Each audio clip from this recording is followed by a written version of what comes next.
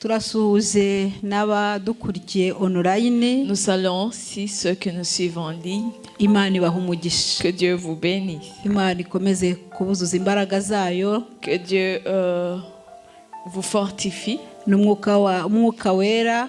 Que Dieu remplisse vos âmes du Saint-Esprit. Kuko nibyo bidushoboza muri uru rugendo. Parce que c'est grâce à ça que nous tenions dans ce voyage.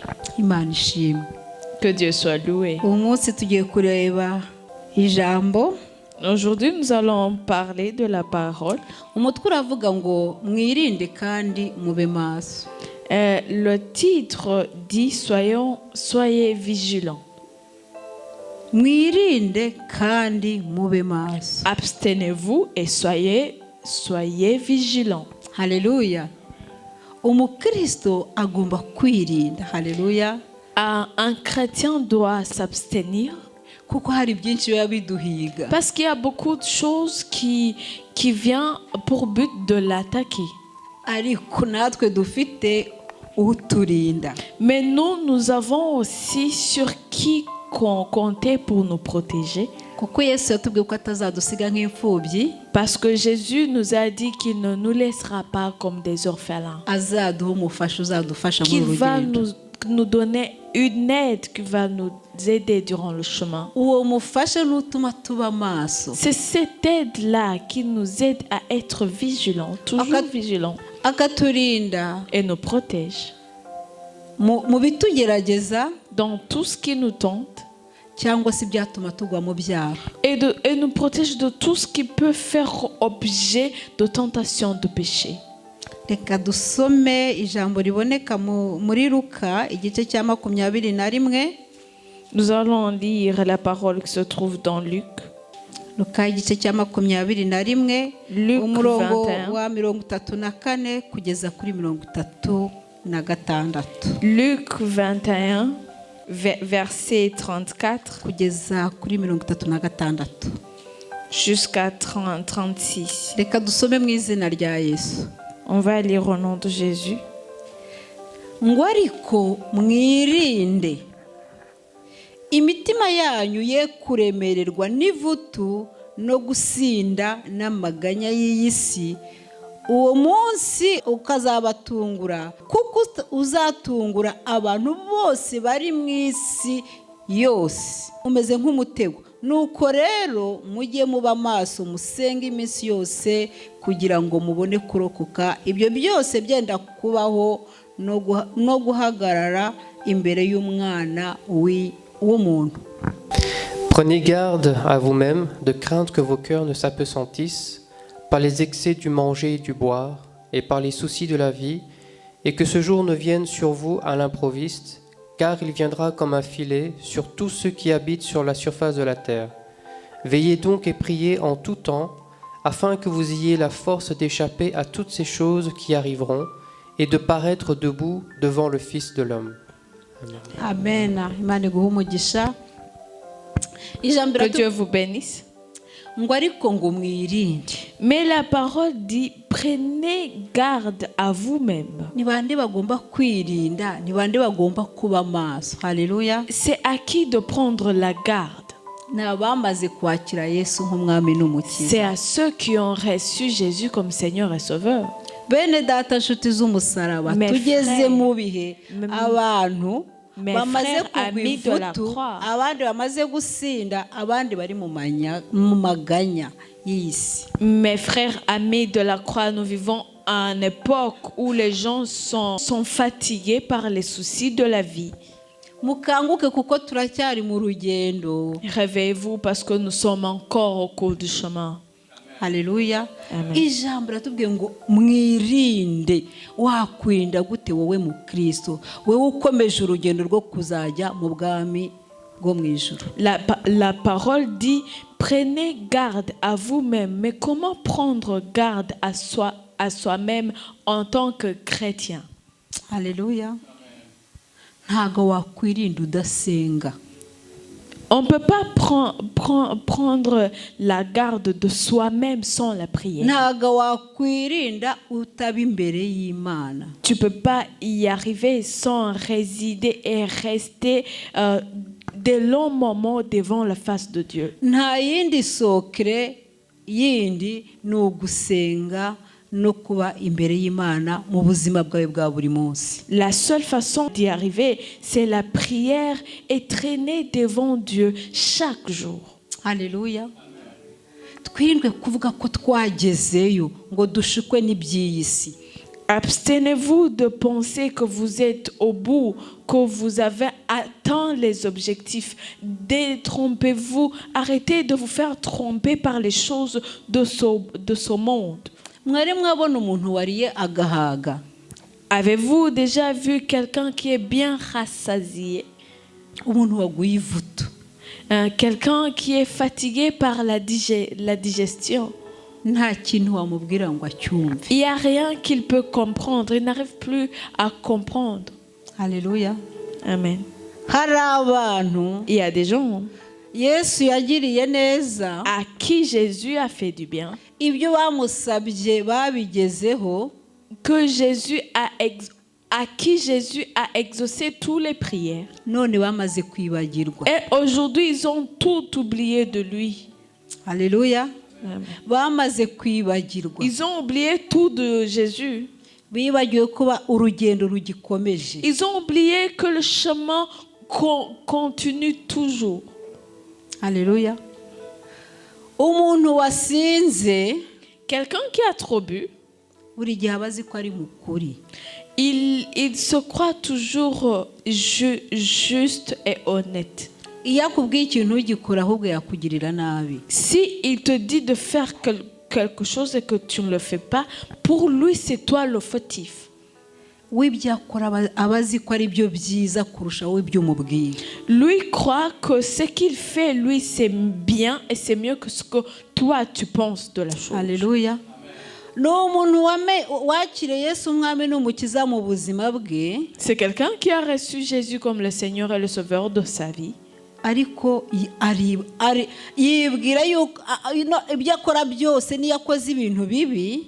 Il se dit que tout ce qu'il fait lui-même, si ce sont des choses pas très bien, akibwira ko ari byiza. lui il se dit que ça vaut la peine. Uwo muntu kugira ngo umukosore biragoye.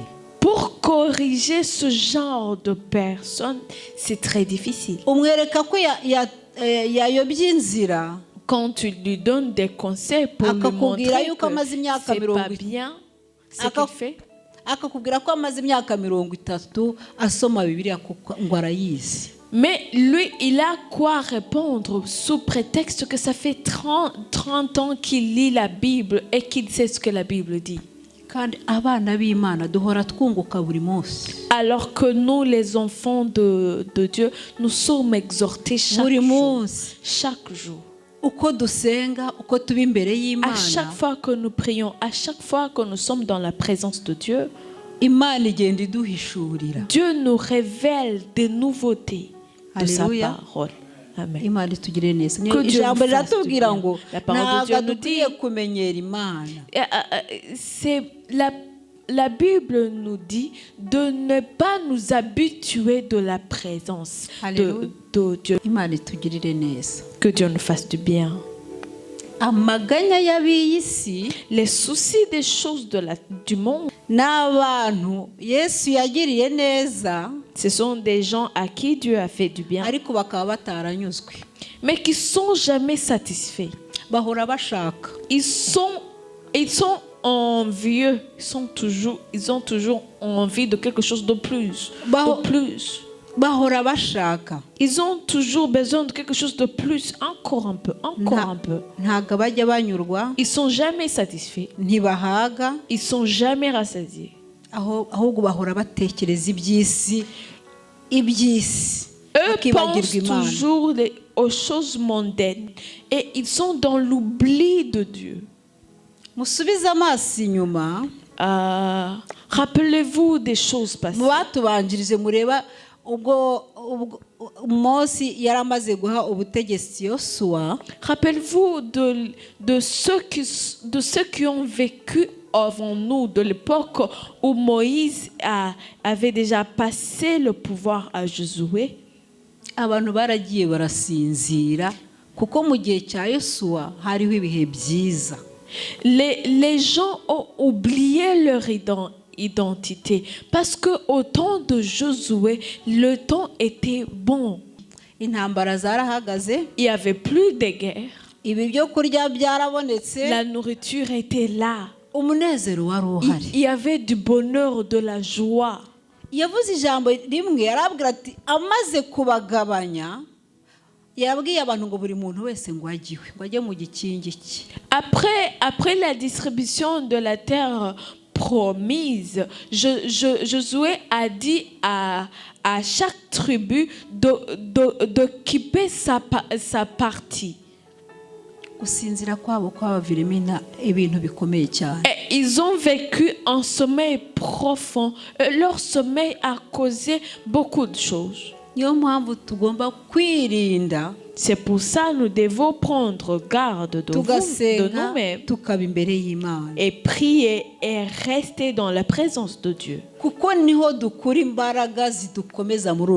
Parce que c'est à cet endroit que nous sommes exhortés afin de continuer le chemin. Alléluia.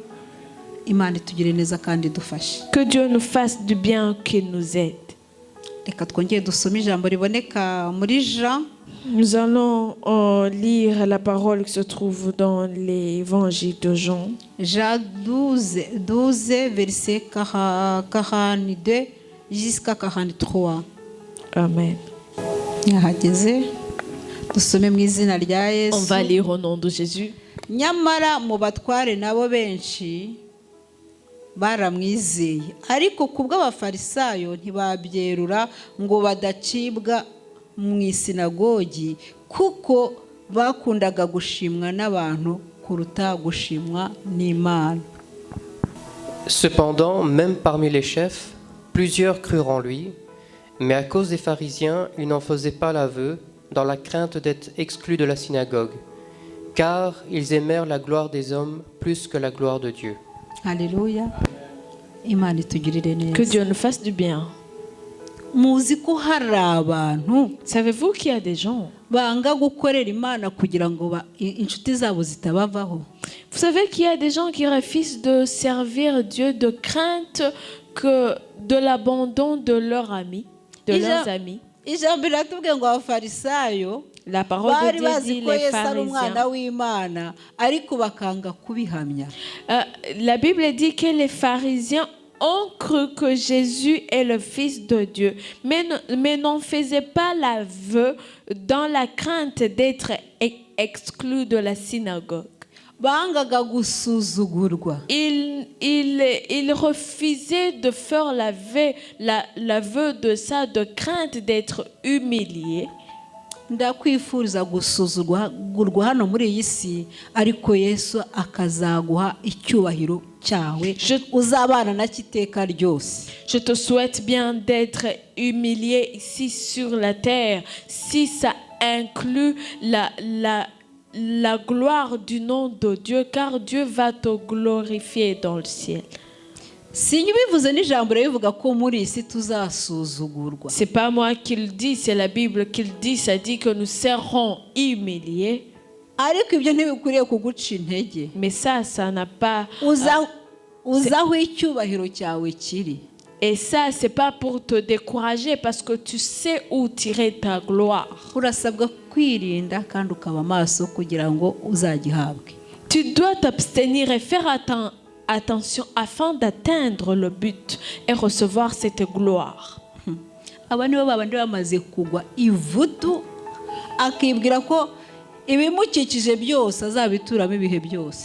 C'est ce genre de personnes qui sont déjà découragées et qui se disent en se trompant qu'ils vont vivre avec ceux qui les entourent éternellement, alors que c'est faux. Mais il y a des choses que les gens oublient souvent. Si nous vivons éternellement, si nous continuons à vivre comme les jours passent, nous oublions que nous allons vieillir et qu'il y en a d'autres qui vont nous remplacer. Que Dieu nous fasse du bien. Les pharisiens, c'est la raison pour laquelle ils refusaient de donner leur gloire. Ils prenaient plaisir de voir les gens les honorer, eux. Et ils ont oublié que les temps changent. Toujours les temps finissent par changer.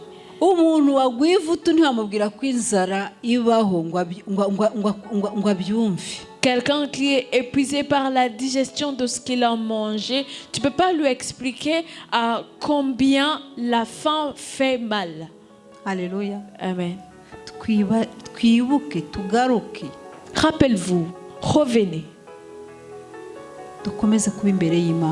Et résidons dans la présence de Dieu. Le but, c'est pas de rester ici sur la terre. À Dieu la gloire si tu es bien honoré sur la terre. Mais sache comment vivre avec cet honneur que tu as. Mais sache comment te comporter avec l'honneur qu'on peut te donner ici sur terre. Et sache comment vivre de cet honneur avec les autres autour de toi. Quand Jésus a dit prenez garde de vous-même, il sait le pourquoi de cette phrase.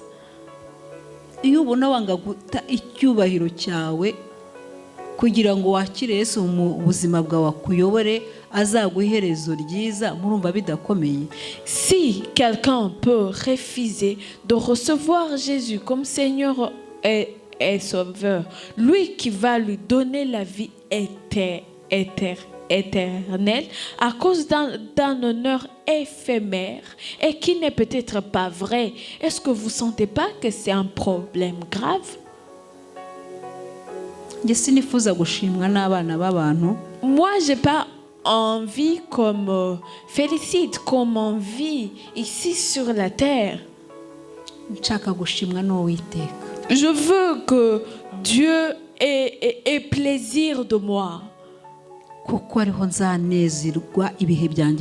Parce que là, je vivrai un bonheur vrai et éternel. C'est bien que quelqu'un puisse te féliciter parce que tu as fait quelque chose qui lui a touché sur le cœur. Mais rappelle-toi que le voyage continue.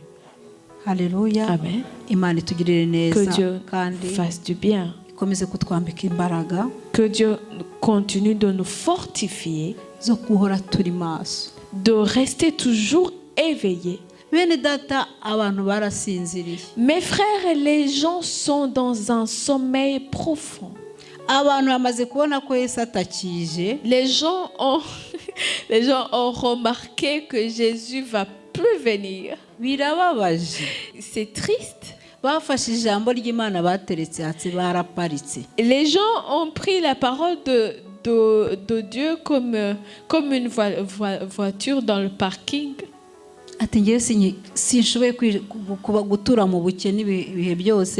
Et quelqu'un peut dire, certains ont dit, je ne peux pas vivre dans la pauvreté toujours. Rappelez-vous que Jésus va venir à l'improviste. Nul ne connaît le jour qu'il va venir. J'ai bien lu une parole, mais je ne me rappelle plus. Est-ce que savez-vous que même Jésus ne connaît pas le jour qu'il va venir prendre l'église? C'est bien écrit dans la Bible.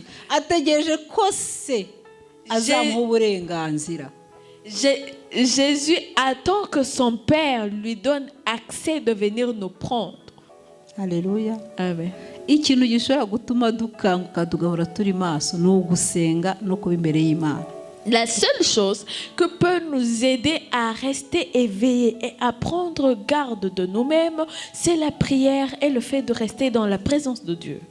Que Dieu nous fasse du bien. On va lire dans le livre de Michaël.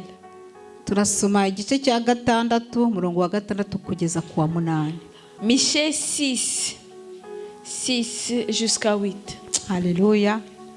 Dusome mu izina rya Yesu ngo mbese nditwara kuwiteka ngapfukamira Imana isumba byose nyituye iki ngo nayitwaraho njyanye ibitambo byoswa n'inyana zimaze umwaka aho Uwiteka yakwemera amapfizi y'intama ibihumbi ngo cyangwa imigezi y'amavuta yayo inzovu ese natanga imfura yanjye ku gicumuro cyanjye imbuto y'umubiri wanjye nkayihonga ku cyaha cy'ubugingo bwanjye yewe mwana w'umuntu we yakweretse icyiza cyo ari cyo icyo Uwiteka gushakaho ni iki ni ugukora ibyo gukiranuka no gukunda kubabarira no kugendana n'Imana yawe wicisha bugufi. Haleluya. Nta kiguzi na kimwe bene data. Il n'y a pas de prix à payer. Alléluia.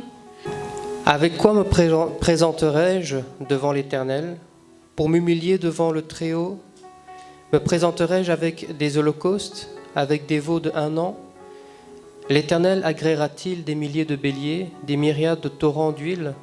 Donnerai-je pour mes transgressions mon premier-né, pour le péché de mon âme le fruit de mes entrailles? On t'a fait connaître, ô homme, ce qui est bien, et ce que l'Éternel demande de toi, c'est que tu pratiques la justice, que tu aimes la miséricorde, et que tu marches humblement avec ton Dieu. Alléluia. Komeza usomere Luc 12 verset 15 seulement. La réponse de cette question. Puis il leur dit: gardez-vous avec soin de toute avarice, car la vie d'un homme ne dépend pas de ses biens. Serait-il dans l'abondance? Amen.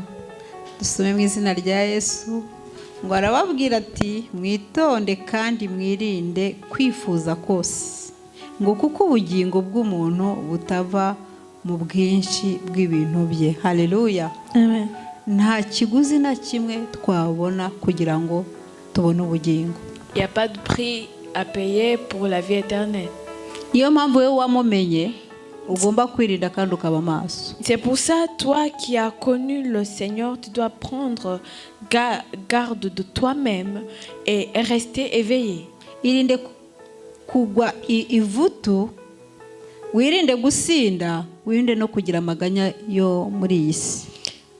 Prends garde des soucis de la vie, du fait d'être, de la fatigue, de la digestion de ce que tu as mangé. Abstiens-toi de la préoccupation de choses mondaines qui vont te faire oublier ton Seigneur que tu as reçu. Alléluia. Amen. Ntabwo ibidukikije ari byo bizatujyana mu bwami bwo mu ijuru. Ce qui nous entoure, c'est pas ça qui va nous amener dans le royaume du ciel. Ntabwo imyanya twicayemo ariyo izadufungurira umuryango. C'est pas les positions que nous occupons aujourd'hui qui vont nous faire à ce que les portes soient ouvertes pour y entrer là-haut. Ça n'a rien à voir. Alléluia. Nta kiguzi na kimwe. Il n'y a aucun prix à payer pour y entrer. Birababaje muri iyi si ya none. C'est très attristant. Kwirukanka ku by'iyi si. Façon dont nous courons après les choses de ce monde. Tukibagirwa umwami utuma tubaho. Et nous oublions le roi qui fait à ce que nous vivions. Iby'isi biradutwaye. Les choses de cette terre nous préoccupent tellement. Bene data abantu bamaze guparika. Il y a des gens qui ont déjà mis de côté. hari abantu bamaze kunanirwa muri uru rugendo. Il y a des gens qui n'en peuvent plus. Kandi ijambo rimbwira yuko hazajyamo intwarane. Et la parole me dit qu'il n'y a que des héros qui vont entrer là-bas. Iri juru tugomba kurikorera kugira ngo tuzaryinjiremo. On doit travailler pour mériter le ciel dont on parle ici. Ntago tuzagenda gutya gusa. C'est pas entrer pour entrer.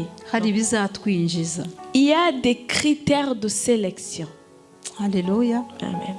Niba ijambo hano ritubwiye yuko mwitonde kandi mwirinde kwifuza kose. Si la parole de Dieu dit aussi abstenez-vous de toute convoitise. Nta kintu nabo uyu mubiri mubona urifuza ntujye unyurwa. C'est la première chose qui est jamais satisfait, toujours insatisfait, c'est bien ce corps que nous portons. Il y a des fois on dit quelqu'un a de l'argent. J'ai jamais entendu quelqu'un qui dit moi je suis assez riche, là je vais me reposer, je cherche plus.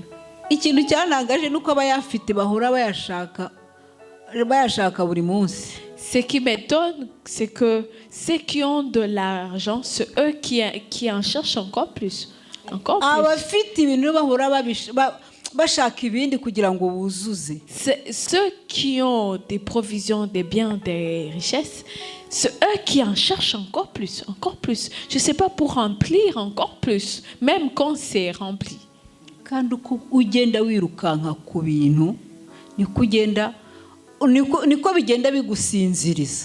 Et à force de courir après les choses, ça te met dans un sommeil profond à l'égard de ton Sauveur. Alléluia. Amen.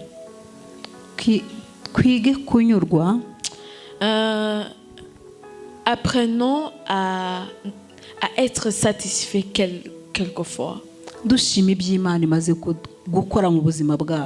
Et honorer ce que Dieu a déjà fait dans nos vies. Alléluia. Amen.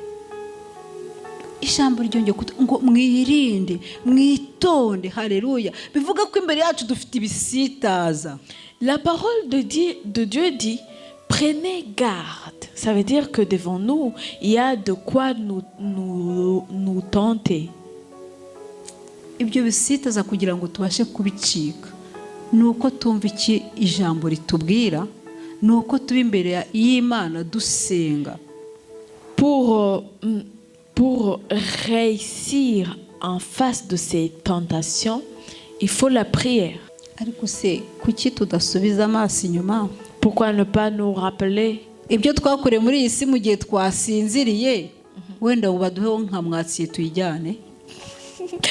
Pourquoi ne pas nous rappeler de ce qu'on a fait durant notre séjour sur la terre quand nous mourrons? Pourquoi on ne nous donne pas la moitié de tout ce qu'on a fait pour partir avec?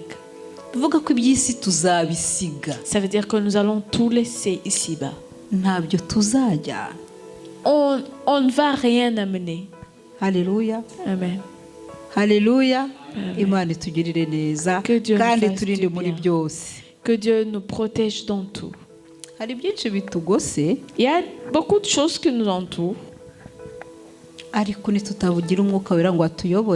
Mais si nous n'avons pas le Saint-Esprit pour nous guider, on peut nous retrouver déjà dans dans ce trou. Azukuri akanga kukwerekana kugira ngo adate icyubahiro cyumva atari kibazo. Si quelqu'un peut connaître la vérité et refuser de l'avouer de peur de l'humiliation, croyez-moi, c'est un problème grave. Que Dieu nous sauve. Katwongere dusome ijambo riboneka muri Yesaya chapitre 43, turahasoma umurongo umwe wonyine. Ésaïe 43, nous allons lire un seul verset. Verset 25. ubwanjye ninjye uhanagura ibicumuro byawe nkakubabarira ku bwanjye kandi ibyaha byawe sinzabyibuka ukundi. C'est moi qui efface tes transgressions pour l'amour de moi, et je ne me souviendrai plus de tes péchés. Alléluia. Niyo mpamvu turacyari mu rugendo. C'est pour ça que nous sommes toujours au cours du Utanga voyage. imbabazi aracyari kuri ya ntebe. Celui qui sait pardonner est toujours sur le trône du pardon. Alléluia. Amen. Ni isaha mu gihe atari yaza gutwara itorero rye umwakira arakubabarira. C'est l'heure propice, c'est maintenant l'heure appropriée. Le temps qui n'est pas encore venu prendre son église. Si tu le reçois, il peut tout te pardonner. Nta wundi ufite kugukuraho ibyaha byawe. À part lui, il n'y a personne qui peut te sauver de tes péchés. Nta kindi cyaguha agakiza. Il n'y a rien qui peut te donner le salut.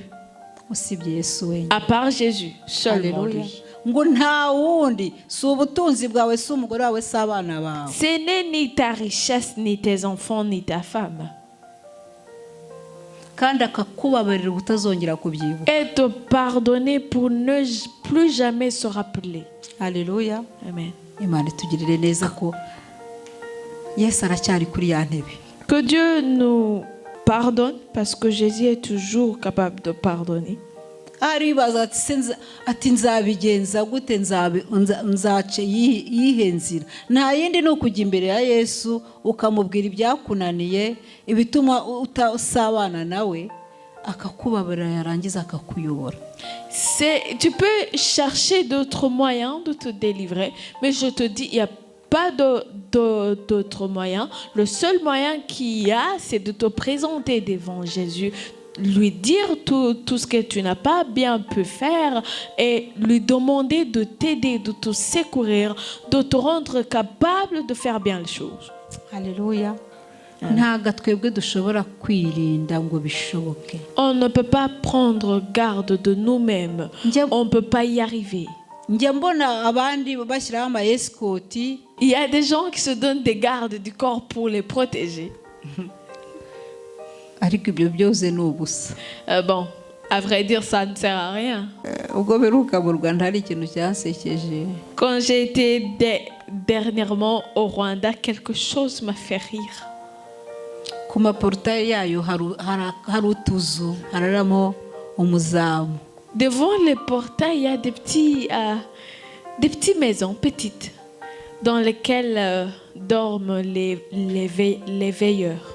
Devant chaque portail. Wowe n'umugore wawe n'abana mukagenda mukiryamira ngo murarinzwe. Donc toi, ton mari, ou toi, ta femme et tes enfants, vous dormez dans la maison, croyant que vous êtes protégés parce qu'il y a un veilleur devant le portail. Ça m'a fait rire. Que Dieu nous sauve.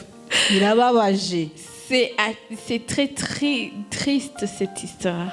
Alléluia. Amen.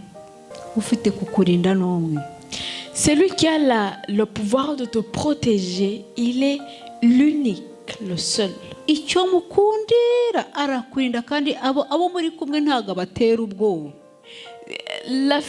La chose qui fait ce que je l'aime encore plus, c'est qu'il sait protéger et ne jamais terrifier ceux qui t'entourent. Notre protecteur n'est pas terrifiant. Vous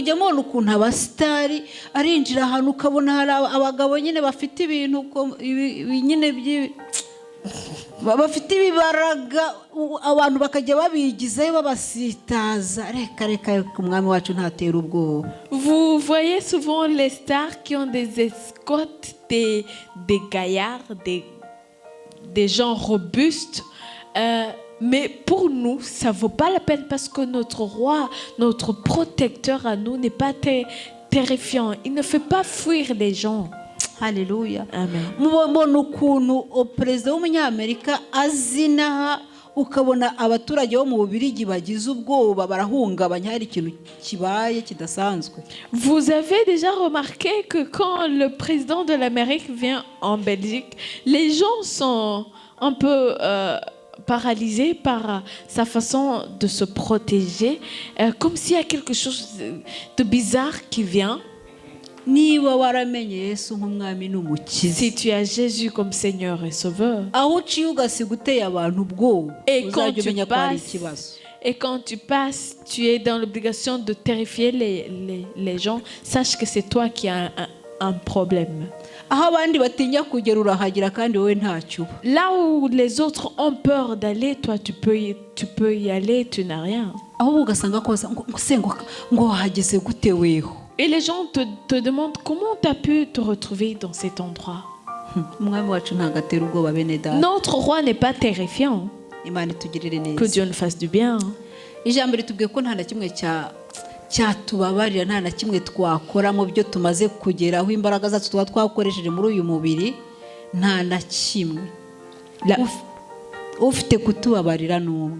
La parole de Dieu nous dit que malgré nos objectifs atteints, nos efforts, notre courage, tout ce que nous pouvons faire, rien ne peut faire à ce que Dieu nous pardonne à part Jésus. Imana itugirire neza. Reka turangirize mu Batesalonike wa mbere. Nous allons finir par 1 Thessaloniciens. Abatesalonike igice cya mbere ku murongo wa 5. 1 Thessaloniciens. Chapitre 5, verset 23 jusqu'à le 24. Dusome mu izina rya Yesu. Imana y'amahoro ibeze rwose kandi mwebwe ubwanyu n'umwuka wanyu n'ubugingo n'umubiri byose birarindwe, bitazabaho umugayo ubwo umwami wacu Yesu Kristo azaza. Ibahamagara niyo kwizerwa no kubikora izabikora. Amen. En français. Que le Dieu de paix vous sanctifie lui-même de tout entier, et que tout votre être, l'esprit, l'âme et le corps, soient conservés irréprochables lors de l'avènement de notre Seigneur Jésus-Christ. Celui qui vous a appelé est fidèle, et c'est lui qui le fera. Amen. Alléluia. Nul ne peut nous protéger à part lui. Seulement Jésus. Nul ne peut veiller sur toi comme il se doit.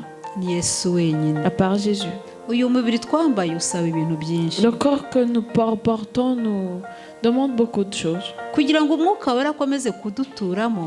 Pour que le Saint-Esprit reste en nous,